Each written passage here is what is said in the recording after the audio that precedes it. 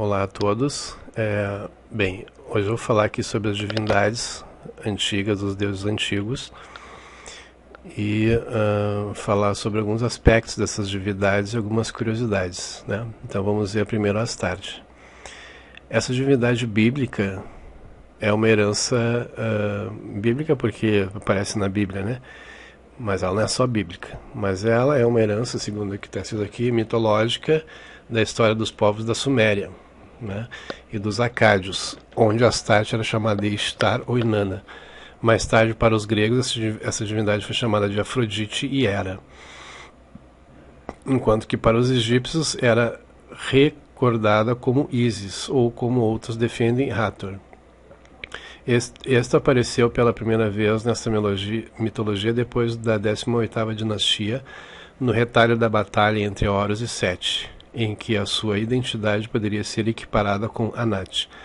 Segundo a mitologia da Suméria e Acádia, Ishtar, ou Astarte, era irmã de Shamash, ao qual a Bíblia se refere como Camoesh. Camos, ou Quemos, Em mais que um versículo na Bíblia, esses dois nomes aparecem juntos. Seguindo aqui, o nome Astarte também aparece associado a Baal. Baal, para os sumérios, seria a deusa Nana, ou Sim, para os acádios, que também era pai de Ishtar e Nana. Em Biblos, Astarte era conhecida como Baal-Lati, ou Baalat, né? Forma feminina para Baal. Ela é evocada também na alta magia com o nome de Astarote. Astarote é um demônio representado como um homem desnudo com asas, mãos e pés de dragão e um segundo par de asas com plumas abaixo do principal. Abaixo do principal, o que será isso, né?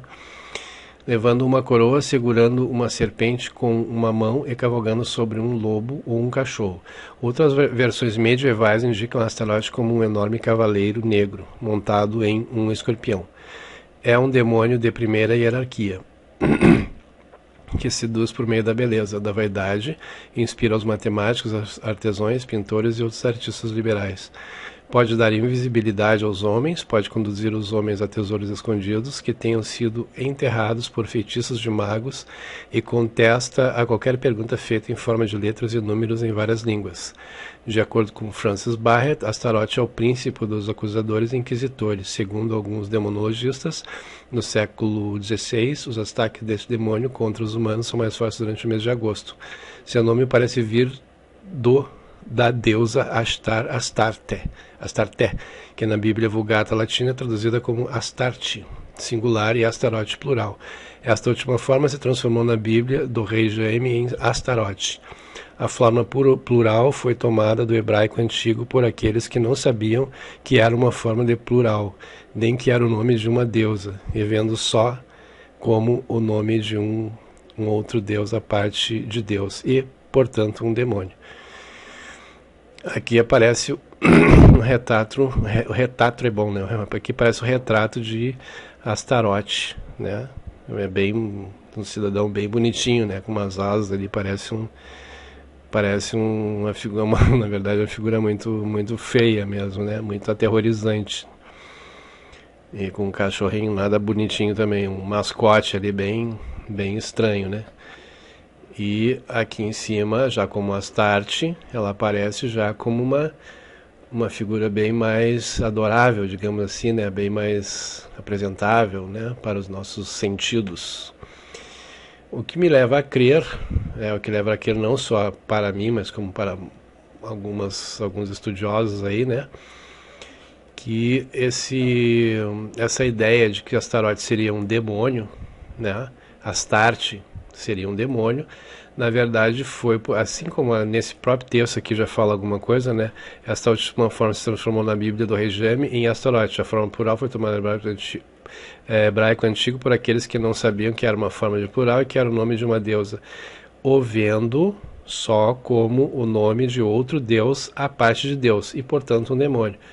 O vendo só como o nome de outro deus à parte de Deus, e portanto como um demônio. Frisei duas vezes porque aqui fala que como era um deus à parte do deus cristão, então automaticamente ele se transforma num demônio.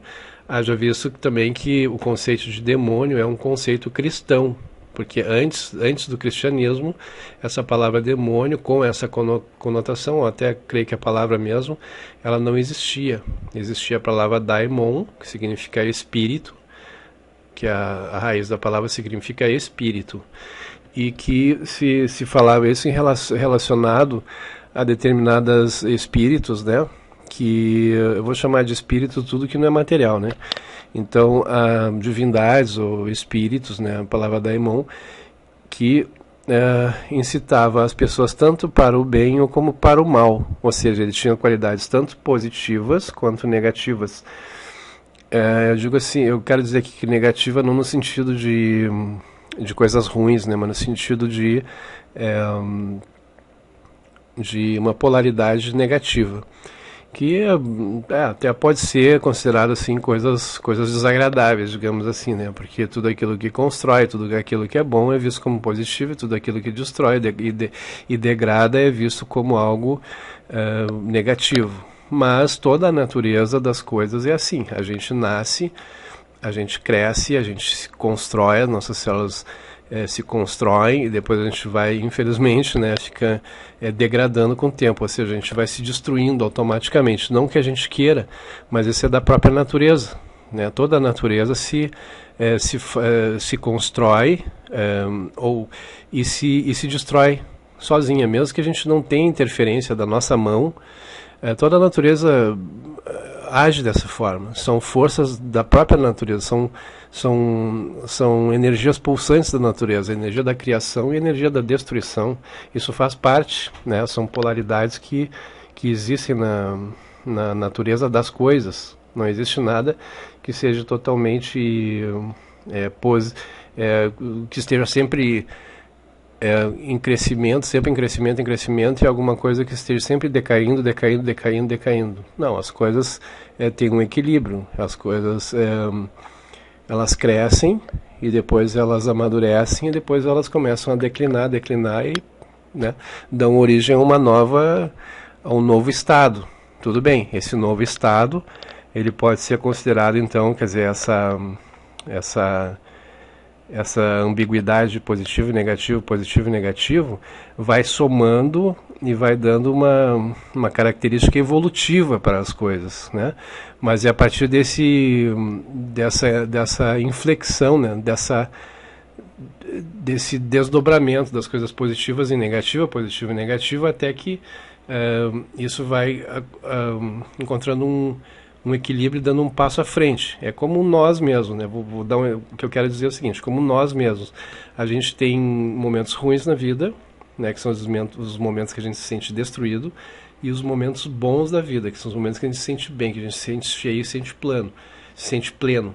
Mas nenhum dos dois sozinho ele funciona bem. Quer dizer, a gente aprende muito com as coisas boas da vida, mas a gente também aprende muito com as coisas ruins da vida. E tanto a experiência do positivo quanto a experiência do negativo, elas fazem com que a gente cresça. Então, nesse sentido, existe um crescimento, sim, né? Mas é o supra-sumo, é o que sobra de tudo. Não é analisando assim que uma coisa somente positiva, ela vai simplesmente crescer na positividade e vai terminar. Nunca vai decair, não. As coisas todas na natureza elas crescem e elas decrescem também. Isso é uma questão da própria natureza das coisas, né? Então, assim, a questão de ser um demônio, né? Ser um demônio destrutivo, é o nome que até acho que saiu um pouco do intuito do vídeo, mas ele foi demonizado, esse espírito, né, Astarte, foi demonizado pelos cristãos, somente porque houve um erro de interpretação. Quer dizer, ele foi demonizado somente por não ser um demônio, ser um deus à parte de Deus, né? Ter um culto próprio dele. e não ser da parte de Deus. Então, a gente sabe que todo o pessoal que é cristão, católico, que tem a crença em um Deus judeu, né, o Deus hebraico, sabe que o Deus judeu, o Deus hebraico, ele não aceita outros deuses, e tudo que é a parte dele, ou que não faz parte dele, é considerado demônio. Isso aí todo mundo sabe disso. Agora, essa tentativa, né, de denegrir a imagem desse espírito, que antigamente era chamado de Ishtar, né, e na Suméria, e tem Afrodite, Hera, Ísis, né, que são todos faces digamos assim, da deusa. Então, do princípio feminino, houve então um interesse, né, em colocar isso de forma pejorativa, negativa, e através disso que se pintou esse quadro, essa figura aqui de Astarote, né, como sendo um demônio e tal. E a partir de então os bruxos, né, da Idade Média, os magos da Idade Média, começaram a trabalhar com esse espírito sobre essa ótica cristã, digamos assim, né? Então demonizaram uma divindade que era cultuada de uma forma mais livre, e que o cristianismo acabou deturpando ela e transformando em um terrível demônio, né? Bom, deixa eu seguir mais um pouco aqui, né? Aqui nós temos então Sekhmet, que é uma mulher com cabeça de leoa em cima. Pelo disco solar, representava a deusa Sekhmet, a qual simbolizava o calor e os poderes destrutivos do sol, e protegia o faraó em sua tumba. Era respeitada como aquela que faz a destruição para os inimigos de Ra. Embora fosse uma leoa sanguinária, também inspirava curas e tinha um frágil corpo de moça. Na mitologia egípcia, Shekinah, Sekhmet ou Sekhmet, a poderosa, é a deusa da vingança e das doenças para os egípcios antigos. O centro do seu culto era na cidade de Mênfis e poderia estar relacionada à deusa nórdica Sin, guardadora dos portões dimensionais. Muitas vezes é confundida com Bastet, embora tenha outra conotação neste caso. Sua imagem é uma mulher coberta por um véu e cabeça de leão, ou para contemporâneas, uma linda mulher com uma máscara de elmo em cores preto e vermelho vivo, muito temida no Egito Antigo, sendo ela o símbolo da punição, reajuste de Ra. Então aqui a gente vê uma outra deusa, né, do panteão egípcio, e que ela é uma face da deusa, né, uma face feminina, é uma expressão do feminino na natureza, e ela é conhecida por ser muito poderosa e ser uma deusa da vingança e das doenças para os egípcios antigos, para os egípcios antigos. Então aqui a gente vê já uma atitude, né, uma iminência assim de um arquétipo de uma deusa que não é lá assim aquela deusa muito boa, digamos assim, não é muito bem vista, tanto é que ela era muito temida pelos egípcios antigos, e ela é considerada a deusa das doenças e a deusa da vingança. Então, se ela é a deusa da doença, significa que ela tem domínio sobre as doenças, né? E se ela é a deusa da vingança, ela também tem domínio sobre essa característica, né? Muitas vezes é confundida, sonhando uma linda mulher em máscara e tal, sendo símbolo da punição e reajuste de Ra. Então a gente vê que diz aqui que é uma leoa sanguinária também. Se não me engano é essa aqui que se diz que, se não me engano é essa deusa aqui que Ra pediu para ela. Eu não estou bem certo dessa história, mas que ela pediu para ela para ela vir e fazer justiça e coisa assim no nome dele e tal. E ela se passou a mão e começou a desenvolver muito sangue, muita destruição. Ela passou um pouco da conta, né? Então, mostra que ela não é uma deusa muito bacaninha, digamos assim, né? A gente não tem ela como uma pessoa doce, amável, né? Mais na frente aqui nós temos Hecate, né, que era considerada a patrona dos sacerdotisas, deusa das feiticeiras, estava associada à cura, profecias, visões, magia, lua minguante, encantamentos, vingança, livra-se do mal, riqueza, vitória, sabedoria, transformação, purificação, escolhas, renovação e regeneração. Na Grécia, Hecate é a deusa tripla, lunar, incorporando as características da Virgem, o quarto crescente, mãe, a lua cheia e anciã, a minguante. Surge assim associada a Artemis, quarto crescente, a caçadora que alivia as dores, a justiceira, a parteira. Selene, a lua cheia, a mãe, a que dá a luz, nutre e cuida. Das três, apenas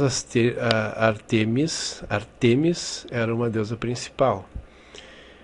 Então, a gente vê que Hecate, ela tem qualidades muito boas, né? Como ela está associada à cura, livrar-se do mal, né? Riqueza, que todo mundo é bom, né? Não precisa não ter, vitória, sabedoria, transformação, purificação, renovação, regeneração, né? Mas ela também é associada à vingança. Ela também é associada à vingança.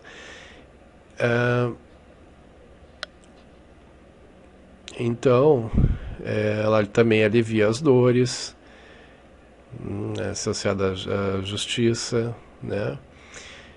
Então, vamos continuar mais um pouco aqui, senão não vai dar tempo o vídeo. Hera, em latim, no mito grego, é a deusa das bodas, da maternidade, do céu e das esposas, equivalente de Juno no mito romano. Irmã e esposa de Zeus, é a rainha dos deuses, a patrona da fidelidade conjugal, retratada como majestosa e solene, muitas vezes coroada com os polos, uma coroa alta, cíclica, usada por várias deusas, retratada como ciumenta, agressiva contra qualquer relação extraconjugal.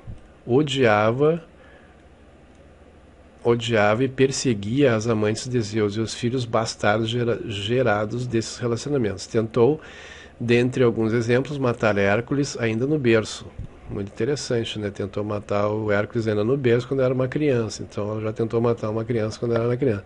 No berço. A única exceção era Hermes e sua mãe Maia, que a deusa até admirava pela sua astúcia e beleza. Até admirava. Como patrona do matrimônio, odiava adúlteros e, por isso, não raro, era invocada por seus devotos para castigar cônjuges infiéis.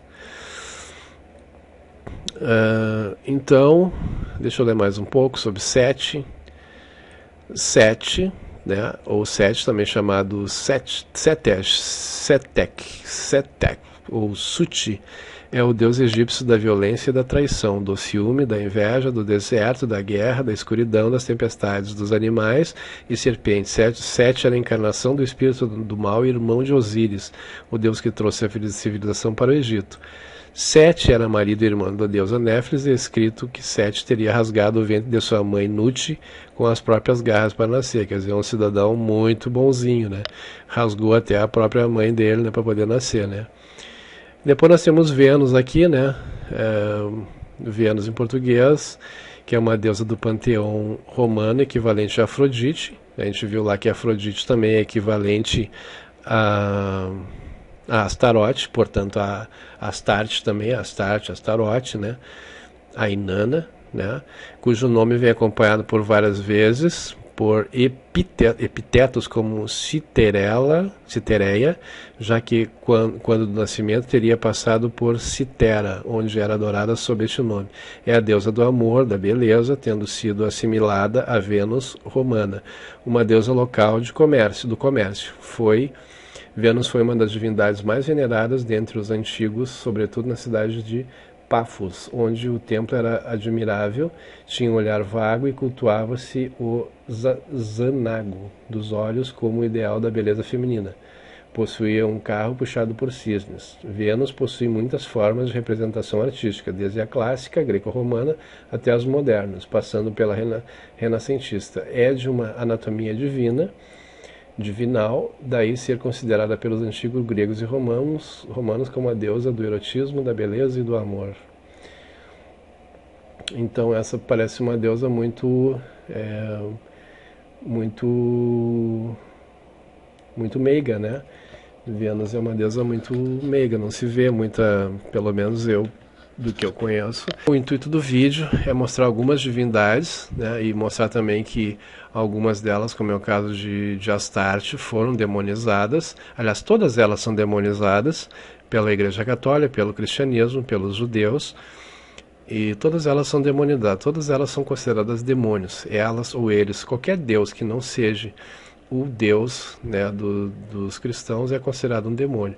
Mas algumas são assim mais demonizadas. Eu acredito que por uma questão de não conseguiram demonizar todas as deusas, então foram demonizando algumas, né? Não sei exatamente o porquê, mas algumas foram catalogadas como principalmente aqui quando se fala nos 72 Espíritos de Salomão, né? Astarte, então, é retratada aqui como sendo Astarote. Astarte é retratada como sendo Astarote, então ela foi um dos deuses antigos que foi retratado dessa forma bem bonitinha, né? O que eu quero dizer aqui com esse vídeo aqui, com todo esse vídeo, que é o seguinte: todas as divindades, né, ou o conjunto de divindades, tem um lado positivo e um lado negativo. Elas têm um lado construtivo e um lado destrutivo. Eu falo isso porque se tem a ideia, algumas pessoas dentro do mundo da magia, se tem a ideia de que quem trabalha com Wicca são pessoas extremamente boas, né? E eu acredito que sejam. Eu sou uma pessoa que sou wicano e me considero uma pessoa boa. Eu não faria mal a uma pessoa, não faria mal, assim, eu não vou acordar de manhã para fazer mal para alguém, né? Mas, assim, o que eu quero dizer é que não é porque a pessoa trabalha com Deus, as pessoas têm a ideia de que se vai trabalhar com determinada divindade, né?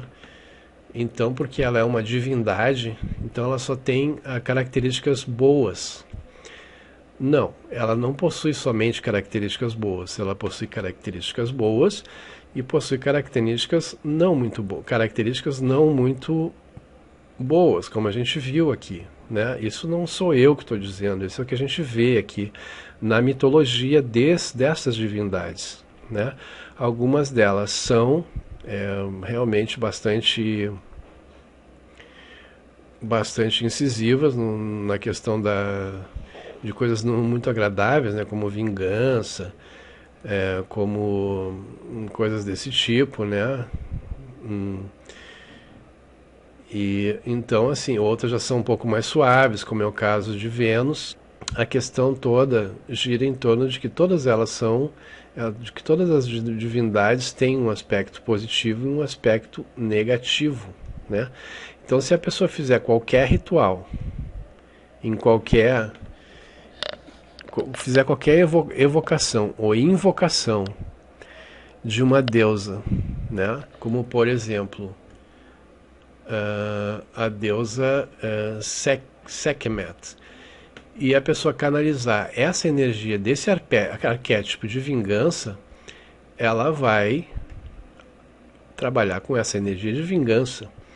Ela não vai trabalhar com uma energia de amor, né? De paz, de tranquilidade. Ela não vai fazer isso. Mas essa divindade tem esse arquétipo. E assim por diante. Então, quer dizer, todas as divindades podem ser trabalhadas tanto para o lado bom quanto para o lado não tão bom, digamos assim, né? O lado ruim das coisas. Algumas são mais, segundo eu teria que estudar mais a fundo, Sekhmet, mas eu acredito que ela tem o seu lado, já que ela é uma... Se ela protegia o faraó, a gente também pode invocar ela para nos proteger, né? A gente também, claro, tem opções melhores, eu acredito, né? Mas se a gente fizer um ritual e se conectar com a egrégora, com o arquétipo de Sekhmet, a gente então vai se ligar com essa energia de fazer uma ligação com essa energia de proteção, né? E ela então pode ser usada dessa forma, como uma egrégora de proteção. Por outro lado, ela também pode ser usada para vingança, para causar doenças, né? Então, assim, não é a entidade espiritual, não é o ser divino que é o responsável pelas mazelas, né? Não é a religião tal, a religião X ou a religião Y, é a pessoa. Nós é que somos, que vamos direcionar, canalizar essa energia para o nosso desejo dentro da nossa magia. Então, se nós formos fazer uma magia de cura, vamos usar Hecate. Se nós vamos fazer uma magia de proteção, vamos usar uma outra divindade relacionada só à proteção, ou quem sabe Sekhmet mesmo. Mas tudo depende de como a gente fizer a programação da magia, de como a gente direcionar a energia da magia. Então, aí, o que eu digo é sempre o seguinte, para todo mundo, né? As pessoas que me procuram e tal, não faça nada contra ninguém. Não faça o mal e não manipule as pessoas. Seja inteligente. Ou seja, a gente tem que ser inteligente de não fazer esse mal. Por que eu chamo de inteligente?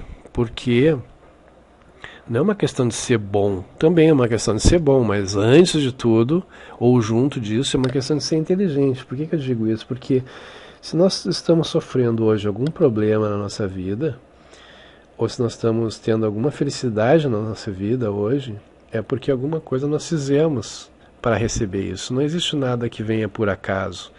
Não existe nada que venha ao acaso. Ah, estava parado e nasci numa família tão ruim e tal, sabe? Mas por que eu nasci nessa família tão ruim? Ah, foi obra do acaso. Não foi obra do acaso, não.